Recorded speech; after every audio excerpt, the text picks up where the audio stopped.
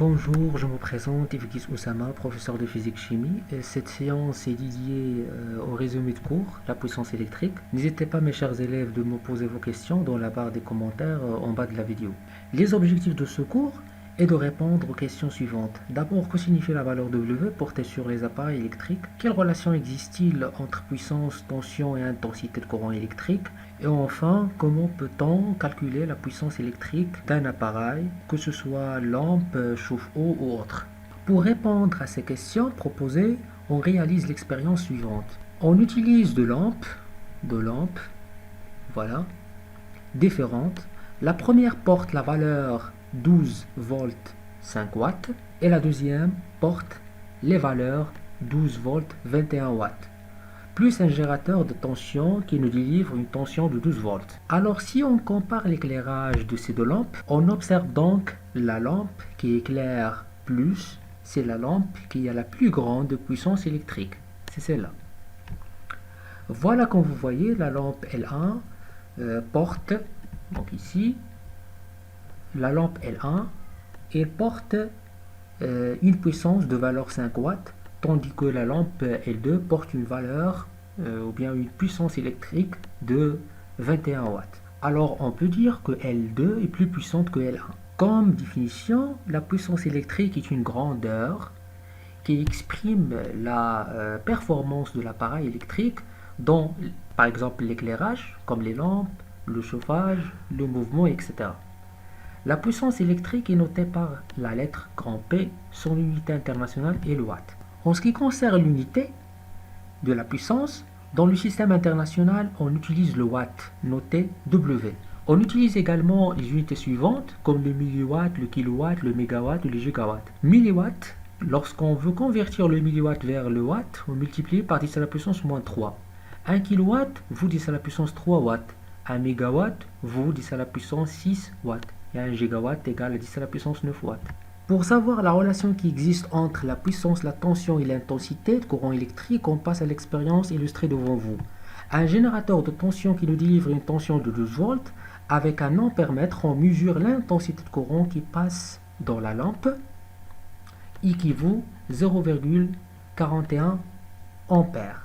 Un voltmètre de tension, voilà, qui mesure la tension entre les bornes de la lampe, donc il affiche 12 volts. On observe alors que la puissance P inscrite sur la lampe est égale au produit de la tension, au produit de la tension et de l'intensité. Alors si on multiplie simple calcul 12 volts fois 0,41 ampères, on va trouver la valeur suivante, 4,92 watts, à peu près est égal à 5 watts. Donc la lampe éclaire normalement. Un petit rappel en ce qui concerne les appareils de mesure. Ici, on a un ampèremètre à aiguille qui peut mesurer l'intensité seulement. Et ici, on a un voltmètre à aiguille qui peut mesurer la tension seulement. Pour les appareils, l'appareil apparaître dans la figure B et C, ce sont des multimètres. Voilà le multimètre à aiguille et voilà le multimètre numérique. La puissance électrique P consommée par un appareil qui fonctionne avec le courant continu est donnée par la relation suivante. P est égal à la tension fois l'intensité. Sachant que P a comme unité de watt, le watt, la tension en volts et l'intensité en ampères.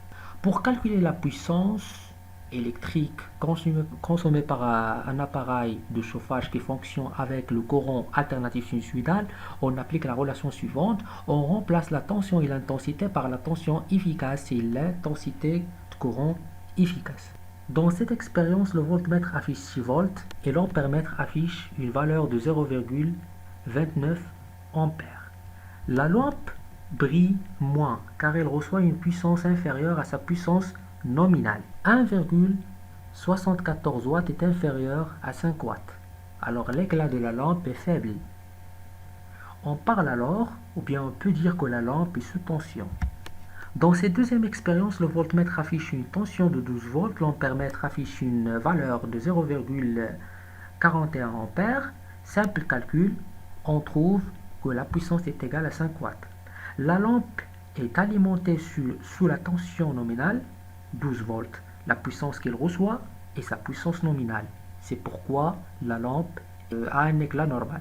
Dans cette troisième et dernière expérience, le voltmètre affiche une valeur de 16 volts et l'ampèremètre affiche une intensité de 0,48. Simple calcul, on trouve que la puissance fournie à cette lampe égale à 7,68 watts, qui est supérieure bien sûr à 5 watts. La lampe brille fort car il reçoit une puissance supérieure à sa puissance nominale. Il peut alors être rapidement détruite. On parle d'une surtension. Puissance nominale, P est égale à 5 watts. Et voilà la tension nominale qui est égale à 12 volts pour cette lampe. Une lampe brille normalement lorsqu'on applique à ses bornes une tension égale à la tension inscrite sur elle. Dans ce cas, il consomme une puissance égale à la puissance inscrite. Les caractéristiques nominales d'un appareil électrique sont la tension nominale et la puissance nominale. La puissance nominale d'un appareil est la puissance consommée par l'appareil en fonctionnement normal. Il est indiqué par le fabricant sur la plaque signalétique.